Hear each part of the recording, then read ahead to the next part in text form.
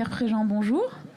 Vous êtes le président du comité de financement de l'Ordre des experts comptables, donc on va parler argent ensemble, on va parler de financement. Alors il y a beaucoup de solutions de financement aujourd'hui qui sont à la disposition des entrepreneurs. Quels sont ceux qui sont à la mode, j'ai envie de dire? Qu'est-ce que vous voyez arriver le plus souvent en ce moment? Alors écoutez, l'année dernière, à la même époque, on s'était vu, on avait parlé crowdfunding. Donc je vais reparler crowdfunding, ça reste quand même d'actualité, c'est toujours à la mode. Mais je rajouterais d'autres fintechs qui sont apparus avec lesquels les experts comptables ont signé quelques partenariats. Des fintechs sur des rachats de créances, une sorte de factoring flexible et simple.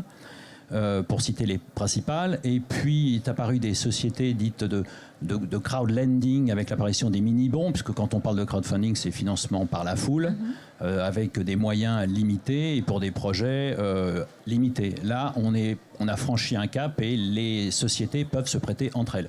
Donc il y a de nouveaux moyens de financement et les experts comptables sont là pour les connaître et les conseiller à leurs clients. D'accord.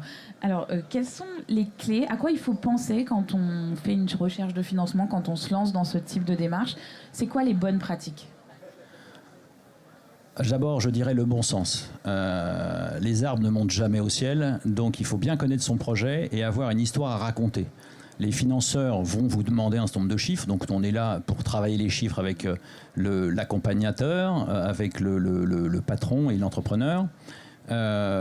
S'il n'y a pas d'histoire à raconter, vous n'allez pas être important ou vous n'allez pas être vu d'une bonne manière.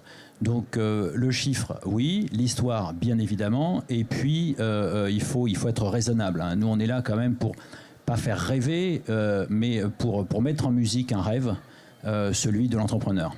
Donc on n'oublie pas son expert comptable dans toutes ces démarches. Alors son expert comptable ou un autre, je dirais, il vaut mieux être deux pour construire quelque chose. On se fait accompagner quoi qu'il arrive. Voilà, donc c'est ça l'idée. Si on a un expert comptable, c'est mieux. Si on n'en a pas, on peut en trouver un. Très bien, Pierre Préjean, merci beaucoup.